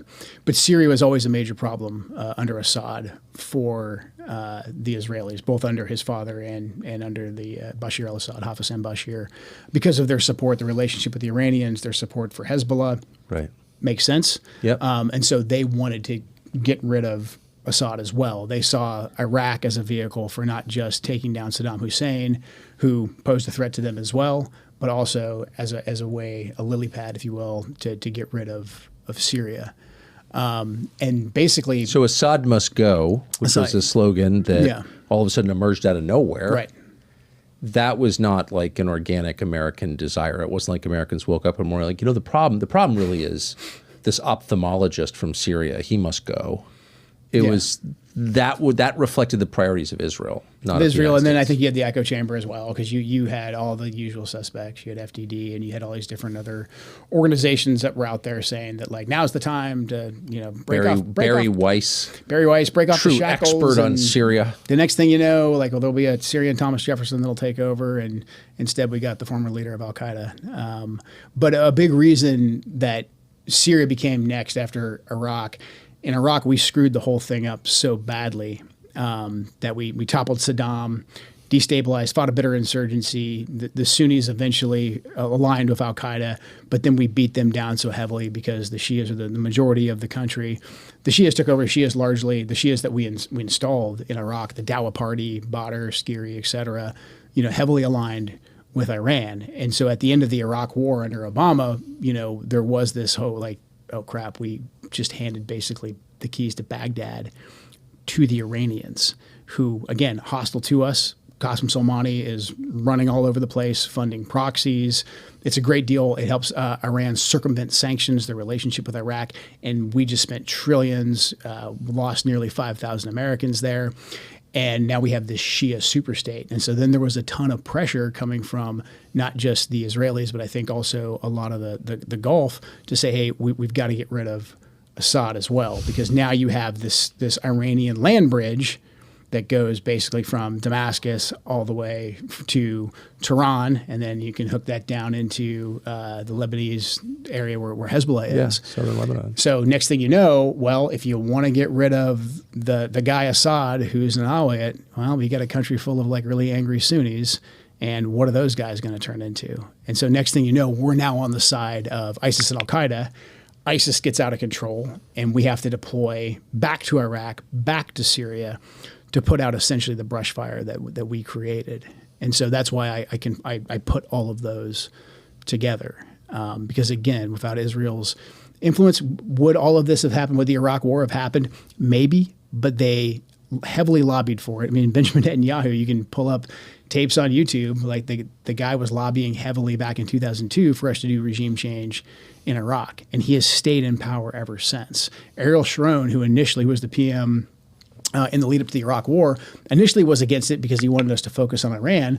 But then towards the end, he got on board as well. But the Likud party that's in power and has been driving Israeli politics now for most of my adult life, they were heavily in favor of the regime change war in Iraq, which again led to Shia domination, led to the rise of ISIS, led to the rise of Al-Qaeda, and then heavily fueled the Syrian civil war. So again, this country, Israel, who they can be a good partner in some regards. I'm not anti-Israeli. I've worked with the Israelis. Again, very competent intelligence service, very wonderful people, but they have different objectives than we do. So to put them in the driver's seat of our foreign policy and to let them dictate our foreign policy is a disservice to the American people. Well, I think, and I think you're understating the effect. A disservice suggests like an inconvenience. It's dangerous. Yeah. Now we're looking at bankruptcy and death and collapse of the dollar and like lots. And I'm not blaming Israel. By the way, I'm not blaming Israel for any of it. I'm blaming supine American leadership that takes this. Right. I don't understand it at all. And that kind of leads to the most uncomfortable question of all. And I don't know if you can answer it. I don't think I can answer it. But since all of these dynamics are very well known to everyone in Washington, everyone who pretends this is not real, the Tom Cottons of the world, Lindsey Grahams or whatever, the liars, everybody knows. Everybody knows, pro-Israel people know, anti-Israel people know that what you're saying is true. I don't think there's any debate about any of it. So since it was clear that we were being pushed by the Netanyahu government into this war, that they were choosing the timing, they chose the timing, right? I mean... Yeah, I'll take Marco Rubio's word for it. I'll take Marco Rubio's word for it.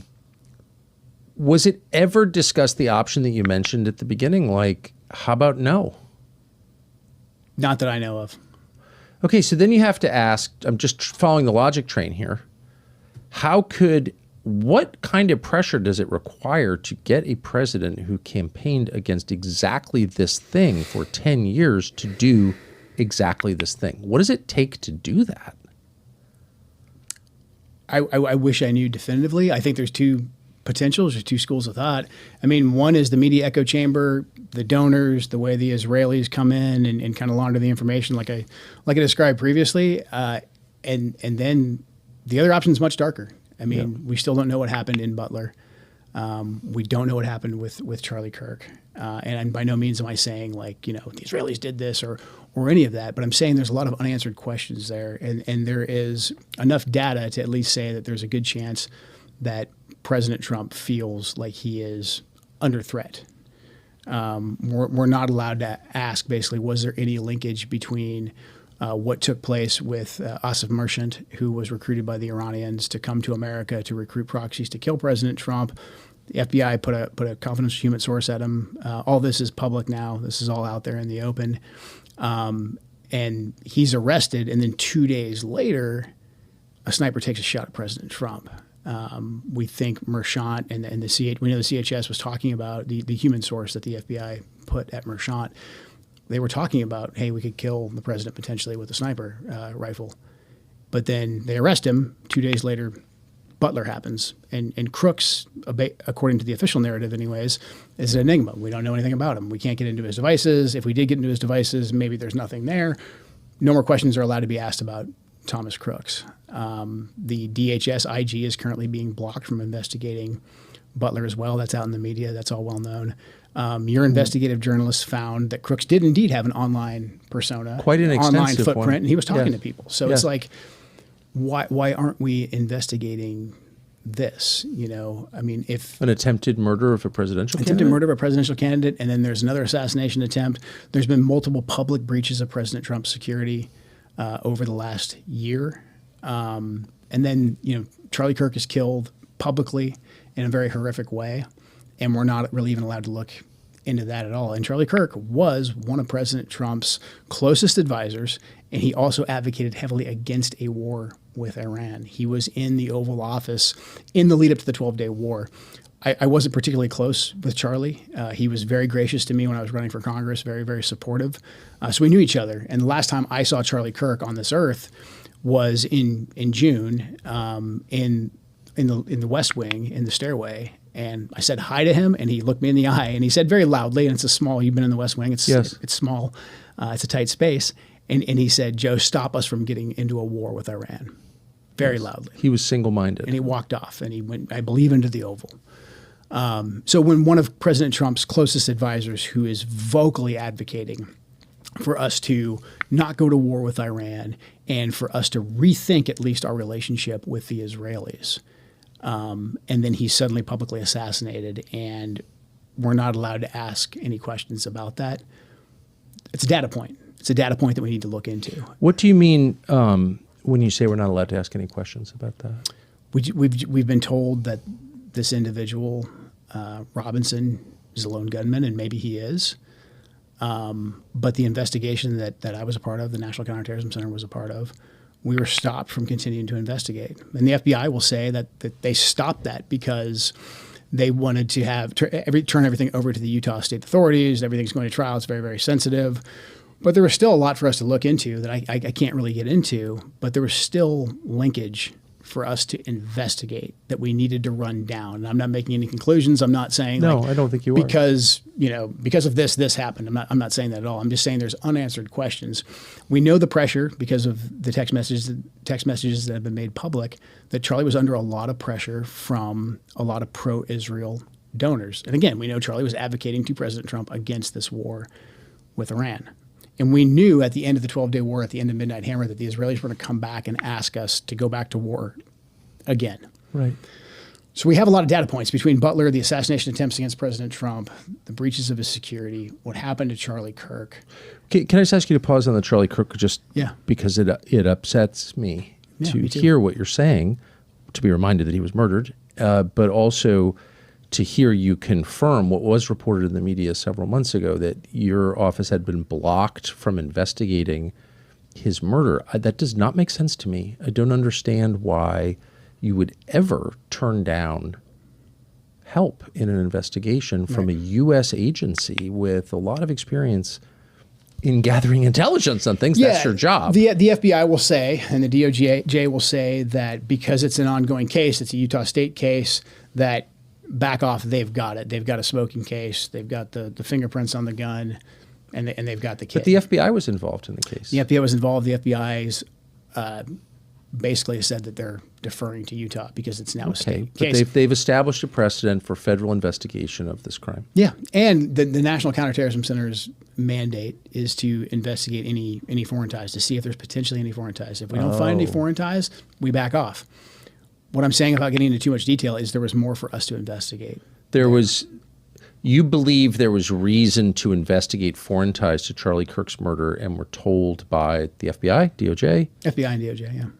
No, you're not allowed to investigate that. Stop. It's done. They basically cut off our access to be able to get into that information. And look, I didn't even say necessarily that I believe there's 100% foreign ties. There were data points that we needed to investigate. I mean, I think anybody who's even, looked at any kind of police investigation, you get 100 leads, you run them down, and 99 don't mean anything. We still had a lot more leads to run down that pertained to some kind of a foreign nexus that we were stopped from investigating. And, that just strikes me as inconceivable that could happen. And again, I was aware of it from reading about it, but not really to the extent that you've just described. So I would love to hear the justification for that. And can you flesh that out a little bit more? What were you told was the reason to prevent you, as a federal intelligence official running the National Counterterrorism Center, from looking into the murder when you had reason to look into it? Well, the way the bureaucracy works is they can just kill things in process.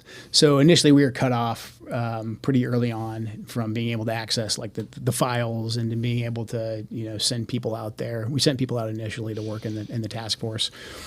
After the crisis period, the first week or so, that dispersed, and we basically were told that, hey, we'll get back to you if we find any kind of foreign ties, et cetera, that we want you guys to look into. Meanwhile, we had already dug up a decent amount of leads. Again, I'm not saying that we had anything concrete, but we found more work that we needed to do to say that we had done our due diligence. We were then told that, hey, you guys need to stop. You can't work on this anymore. I had a bureaucratic dispute about it. Eventually, we were allowed to continue to investigate. But then in very short order, all the requests that we would make that normally different parts of the interagency, with the FBI being on point, would facilitate data share. Data sharing is a big thing that NCTC does. Those requests were just never met, or, in my opinion, not an honest effort was given to fulfill those requests. Just basic information that any competent police service, which I believe Utah has, and the FBI, that they would have access to help us run down the leads to either confirm or deny some kind of foreign activity. So we were cut off from that. They didn't ever officially come back and say, you can't look at this anymore. All of the requests just continued to die on the vine with the various agencies that we needed to actually fulfill those requests. I just can't imagine a legitimate justification for that. I mean, maybe I'm missing something, but from a non-specialist perspective, something horrible has happened. The U.S. government, its core function is to investigate crime, particularly murder. Here you have an agency whose job it is to run down the rabbit trails you've described, and you're stopped from doing that. We don't want the information. Right. Why would any person engaged in a legitimate pursuit say, I don't want more information? I mean, especially considering there was people posting online prior knowledge of what was about to happen. So a lot of the justification for stopping us from investigating hung on, hey, we've got the guy, his fingerprints are on the gun. We got video of him jumping off the roof. Like, this is a slam dunk case. Okay, even if it is a slam dunk case that he took the shot, what about all the people who had prior knowledge? All this, the basic investigative questions of how do you get there? You map it out. Nothing. This isn't rocket science. I mean, this is anything that anyone with common sense would know to ask. But basically, once they caught him, once he turned himself in and his fingerprints were on the gun, it was basically pencils down. Utah has the rest of it. There's nothing else to see here.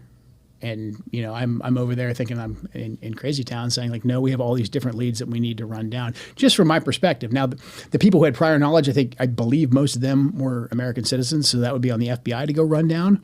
But again, not without saying anything specific, there was more work for us to do on the potential of a foreign nexus. Again, not saying there is one, but we had more work to do, and we were blocked from doing that.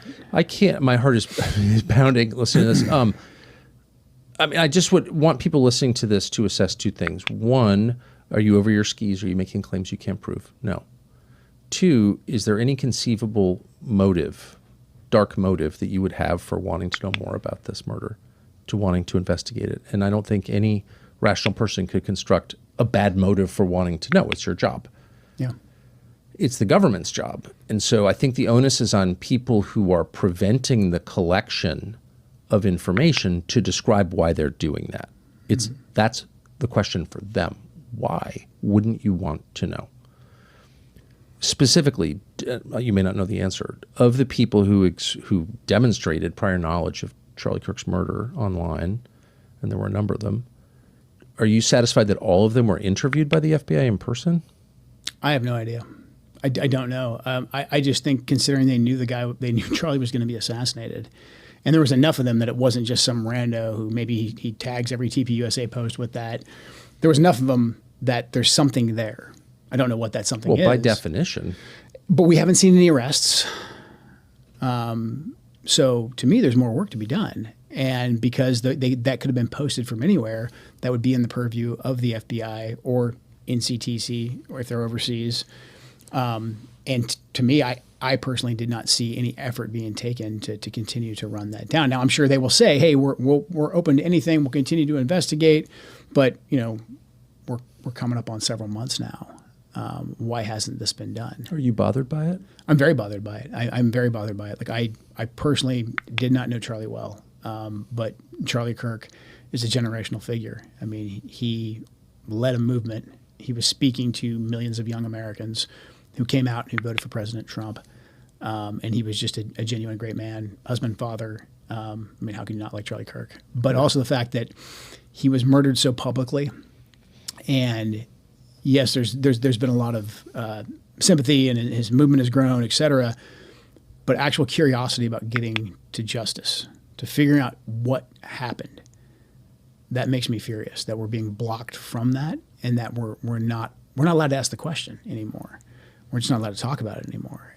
And I think that's absolute insanity. And what does that mean? What does that mean that there are people and there's entities out there that don't want us looking into this? And I'm sure they're preparing the response right now, and they're saying that's because we don't want to screw up the Robinson trial. Like, okay, if the Robinson trial is so slam dunk, then don't worry about it. He's got his fingerprints on the rifle, et cetera. But there was people publicly posting they had prior knowledge of this. And I'm here telling you, as someone who's involved in the investigation, there was more stones for us to overturn. And every time we asked, we were blocked. And then they leaked to New York Times, and we had to blow up, and we had to throw them out of the room because they're crazy, et cetera.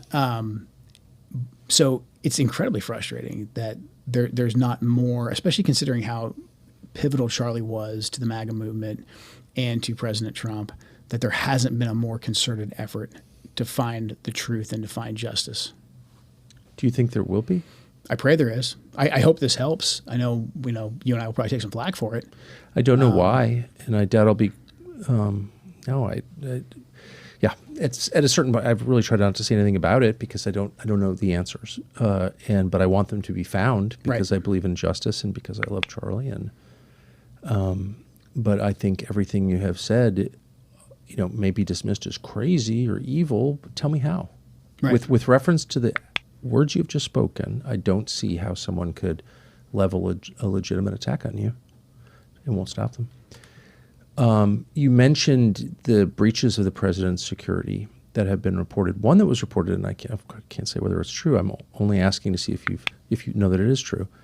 But it's been reported that Prime Minister Netanyahu's security detail was caught twice by Secret Service attaching some kind of device to the president's Secret Service emergency response vehicle. I don't know if that's true. Have you heard that? I've read it in the media. I don't know if that's true. Okay. I think the president and the vice president and several members of the cabinet going out to dinner in D.C.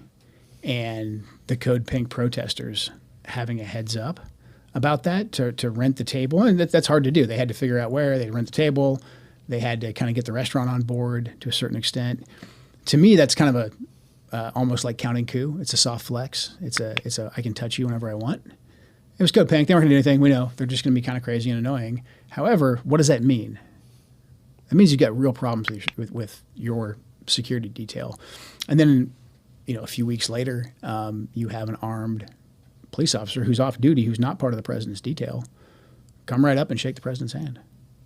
And the guy's probably patriotic American, whatever. He probably just wanted to shake the president's hand legitimately. But that got a lot of publicity. And what does that mean?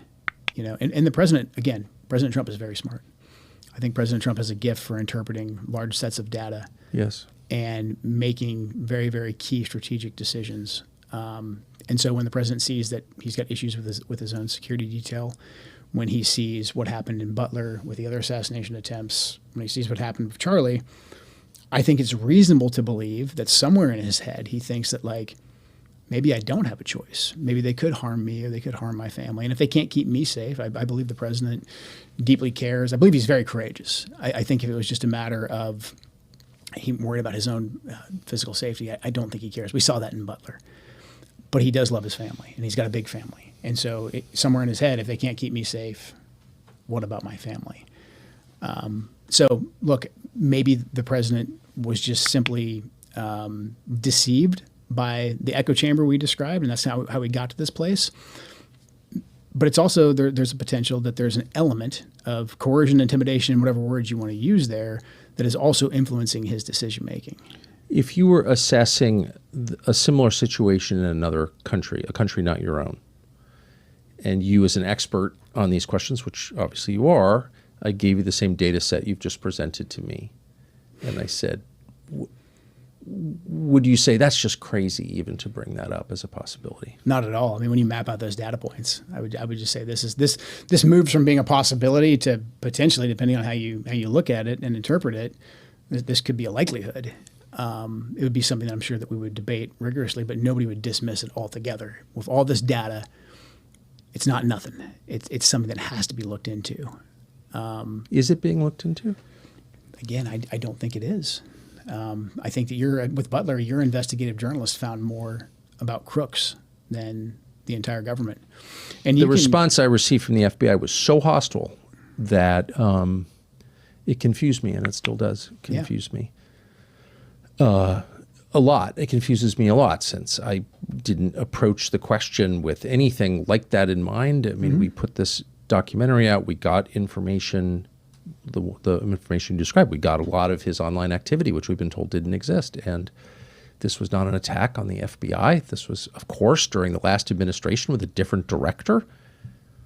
So this was hardly a partisan hit job. This is the president of the United States, who I campaigned for and voted for and have liked for many years. So, like, it's not an attack. Mm-hmm. And the response that I got was hysterical. Yep. That's not an overstatement. Yep. And it confuses me. Yeah. Have you had experiences like that? There was a level of, just hostility coming from really the FBI. And some of it, I think, is just like rivalry. Like, why are you looking over my shoulder? Like, I got this. I'm very familiar with that. I mean, we're the same way in the military, so I got it. I'm sure that's right. Totally, I totally get that. They were treating like you were in the Air Force kind of thing? Yeah, exactly. Like, hey, what do you know? Like, we're the FBI. Like, gotcha. But, we had a role to play, and the way that we were aggressively blocked from that, I found the hostility to be above and beyond what you would think that you'd find with just typical, rivalry, bureaucratic rivalry, turf wars, those types of things. Some of that was at play, but the level of, like, you cannot look at this. And then for them to escalate it, to attempt to get us kicked out of the case, that to me was very surprising. Same thing with Butler. When we first started asking questions about Butler, I thought, because especially that happened under the Biden administration, that, hey, we would come in and we would get the truth because, the previous administration really screwed this thing up. And there just wasn't curiosity there. There wasn't curiosity, and there wasn't a tolerance whatsoever for us going after just the key questions of, like, hey, did the informant that you had that was interacting with this guy, Rashad, was he in communication with anybody in Butler? I mean, basic questions to ask. Again, this is nothing that's going to blow any investigator's socks off. Just those basic questions, like, no, the two aren't related. like, you can't talk about it. You can't ask any of those questions. Even when we found data Actually? that needed to be looked at. Yeah, I mean, they would say at the time, like, well, the Merchant case is ongoing, et cetera. Like, we can't interfere if that case is over. So, I mean, at this point, I don't understand. I think this is like a new rule. Yeah. Which is to say a fake rule that you're not allowed to gather information about anything that might potentially intersect with an ongoing case that's not directly related. Like who made that up? I think that's just made up. I don't, because then how do you ever investigate anything? What law school did you go to? And I asked this question and was like, yeah, cases have been overturned on this basis. And it's like, well, cases have been overturned on many bases, but right. How is that? Is this like the new standard? Because you would not be able to investigate anything. Right, exactly. And we want to get to the truth. And so what is that for those of us following along at home who don't have a high level of familiarity with the process? What could that possibly be? The current president was the subject of a near successful assassination attempt like recently. Yeah. And we're just not going to look into, very obviously, or divulge information that everyone knows they have. For example, the surveillance tape from the shooting range at which Thomas Crooks trained, because it would answer the question, was he training with somebody? And if so, who? They have that footage and they won't release it. What could possibly be the explanation for that? I know what the result is. The result is people come to their own conclusions, and this is where like crazy conspiracy theories come from. And then those conspiracy theories usually are easy to debunk or make the people saying them sound crazy. So then the actual question never gets answered. Right? I'm sorry. Can you say that for people who haven't lived in Washington? Okay, I try to explain this to people all the time because this has been ongoing since at least the Kennedy assassination. But this is a very serious and reoccurring thing. It's a tactic.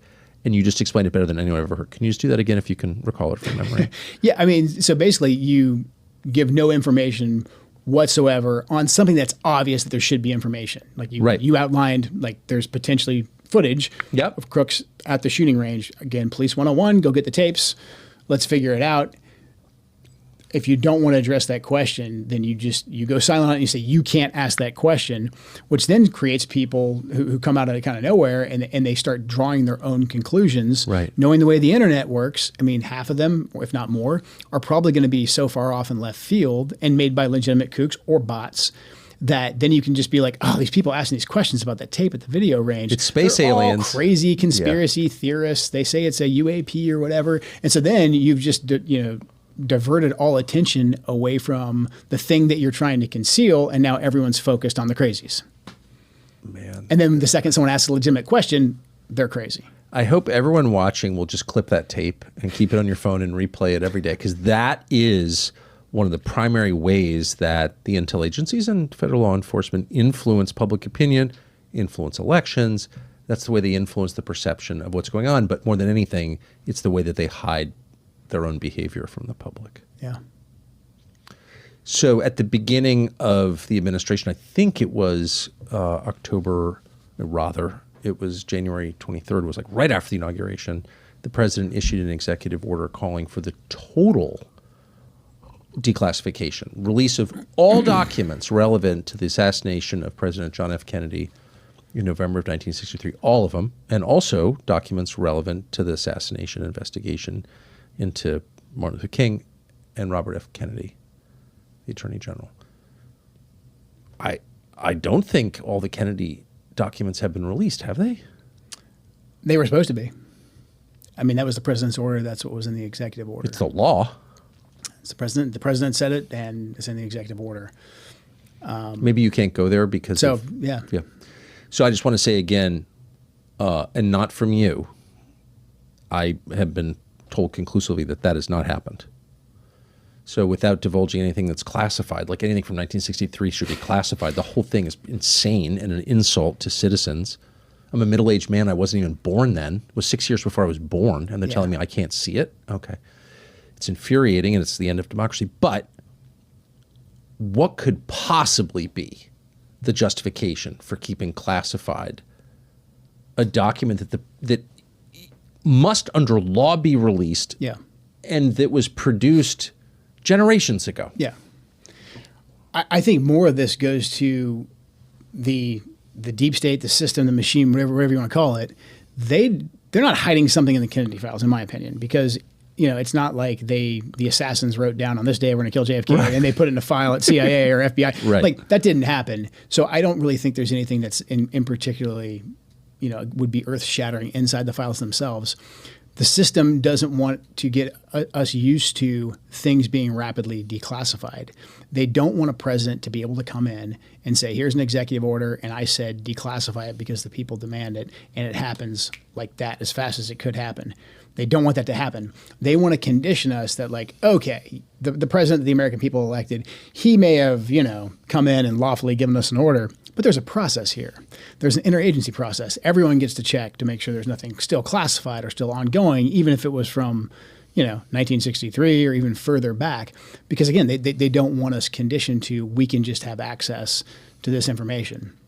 And I think there's probably times where that would be appropriate, something declassifying something that happened last week, for instance. Sure. Yeah, there's going to be equities there, and I think the American people would understand that. I agree. But a lot of this, I think, is power. And so the bureaucracy, when the president says declassify this, regardless of what it is, from decades ago, they can't just let them have it. They all want to have their cuts on it. They want to be able to control it.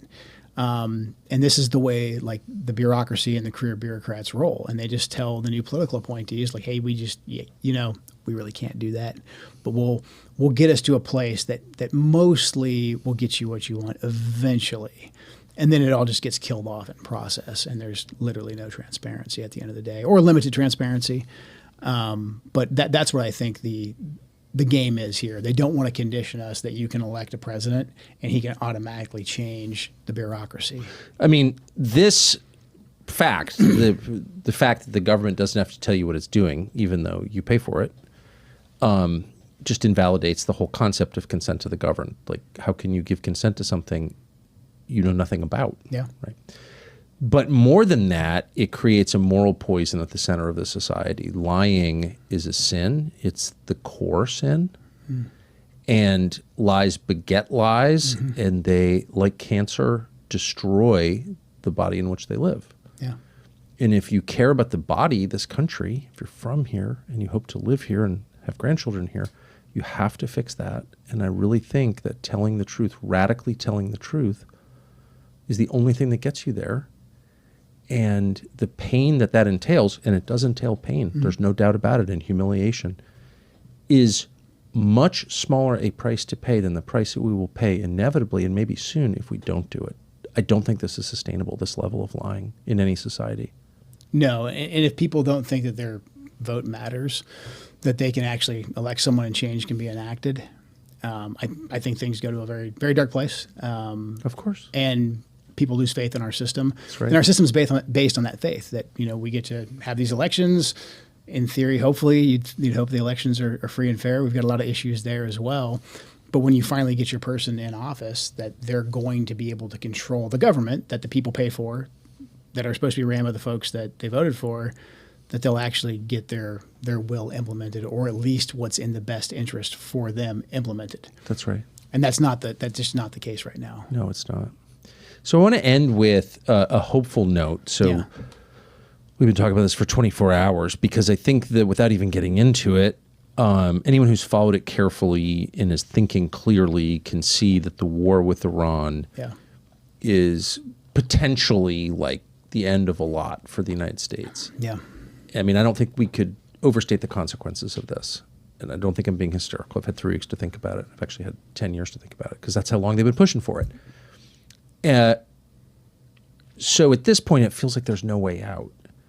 But you were saying to me this morning in a really thoughtful way that gave me hope that you think there is a way out. And so I'm going to stand back and let you explain how you think that the United States can exit with a lot of its interests intact and its honor intact and the president's administration intact, because the political cost of this is shocking. I mean, it's not the most important thing, but like right now it's all very broken. Okay. Yeah. What's the answer? It's going to take drastic action. And the good news is I believe that this is something that President Trump is uniquely qualified to fix on his own through his sheer willpower. President Trump has an amazing ability. It's almost his superpower, I think, to be able to kind of breathe life into ideas. And again, to capture large data sets and to find leverage. And right now, it's clear that this conflict will just continue the way it is and get exponentially worse, especially if we go down the path of demanding a total surrender with boots on the ground, or maybe even something far worse. What President Trump needs, and that is the path we're on. Inevitably, if we say it's total surrender, what does total surrender mean? Now, again, this is where President Trump is uniquely suited. President Trump can define his own total surrender. He's in charge. I ended my letter with, you hold the cards, because President Trump truly does hold the cards. He's a very powerful, very respected leader. And what I think President Trump must do is number one, he has to address the main issue. The main issue is what the Israelis are doing. And he needs to very forcefully, and probably with a new team of diplomats, go to the Israelis and say, you're done. We will defend you. We will make sure that ballistic missiles aren't rained down upon you. However, you are done going on the offense, because this is our war. We're paying for it. We're bleeding for it.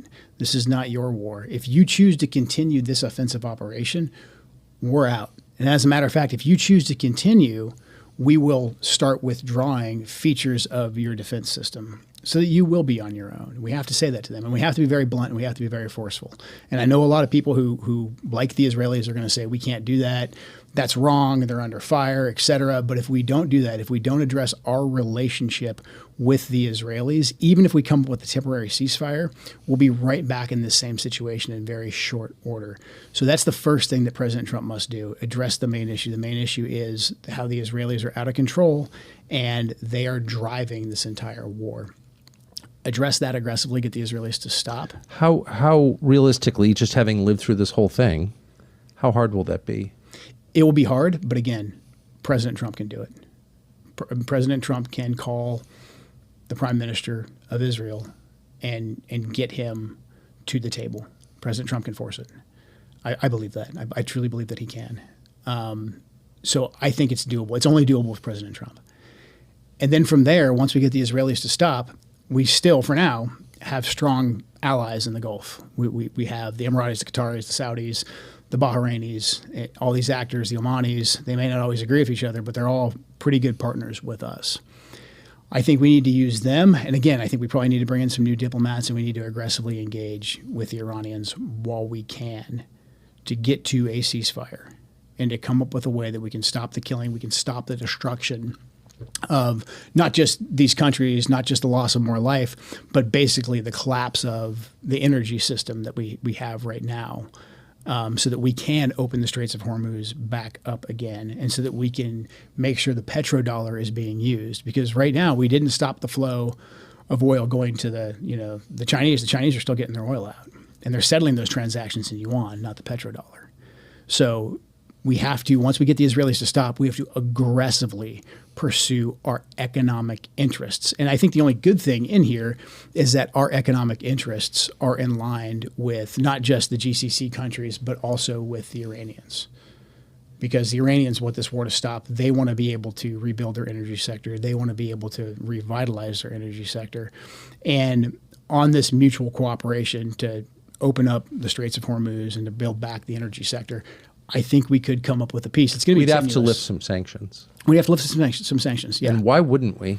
We've had sanctions for decades, and according to the neocons, they had no effect on the nuclear program, which posed an imminent threat. So, what is the argument? We've had sanctions for decades, and I don't see how we benefited from that at all.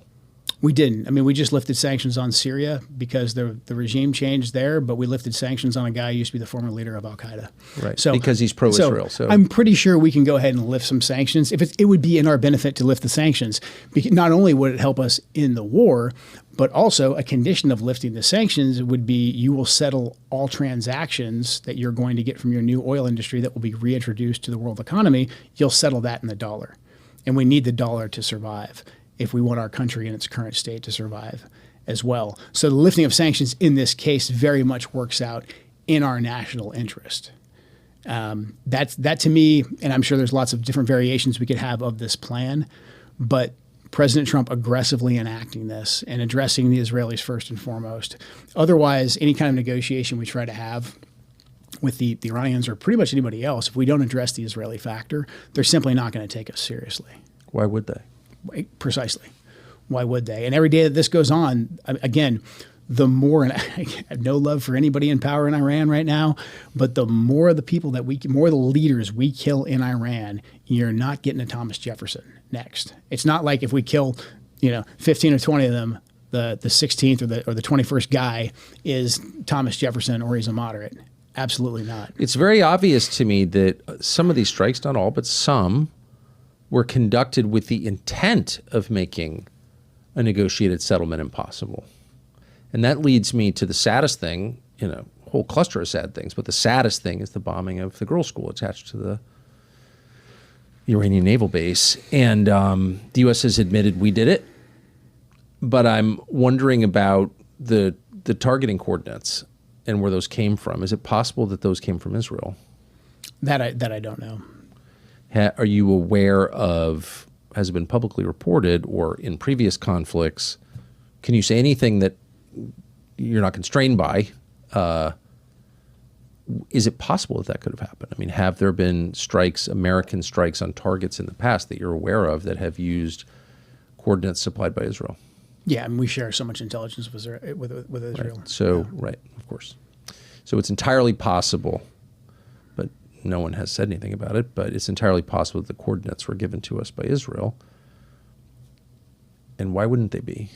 Because once you start doing things like that, it's intentionally or not, it's very hard to get out of it. And obviously from the way the Israelis have conducted themselves in the Gaza war and other places, they have a much different way of fighting than we do. I mean, America definitely makes mistakes, and we do everything that we can. I can tell you as a guy who fought on the ground, Americans, almost to a fault sometimes, we do everything that we can to prevent the loss of civilian life. I mean, almost to the point where sometimes we risk our own lives deliberately to not kill Americans, to not kill innocent civilians. So, again, this is where being in partnership with a, air quotes, partner that has a very different agenda than you and a stated outcome, but then also just a different standard for how they fight. It's very dangerous. It's very dangerous for us. To be in partnership with a country that has different goals and different standards of behavior on the battlefield. In different ways and means, yeah. They just have a whole different way of looking. So how would you describe the Israeli attitude toward the killing of innocents? Look, the Israelis are in a hard spot. And as somebody who fought for most of my life, I think I can get into their heads pretty easily. If I was an Israeli, I think I would have the same view.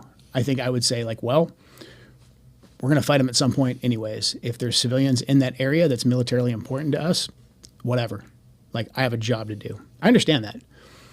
But it's also important for us to understand our, air quotes, partners. If we're going to be in a partnership with them, we have to be clear-eyed about that. Just because they speak English and a lot of them went to school over here and we have dual citizens doesn't mean that they're going to target the same way that we do. We have to be clear-eyed about it. And that's what I think is missing. If we're going to do joint operations with the Israelis, they are going to, look, we saw what happened in Gaza. And you can say that's a horrible thing. You can say that's just the way it is. But that is the way the Israelis fight. And so we have to go into that with clear eyes and understand that's how they're going to fight. And now we're going to be viewed as being not just complicit, but we're going to be viewed as being partners in that. And again, that's a very dangerous place for us to be because at least our tactical objectives have been pretty clear that we want to take down the ballistic missiles, the nuclear program, the Navy, the Army, et cetera. And those are military targets. But we're in partnership right now with the Israelis, who they're going after some military targets, but they're going after a heck of a lot more that are not military targets.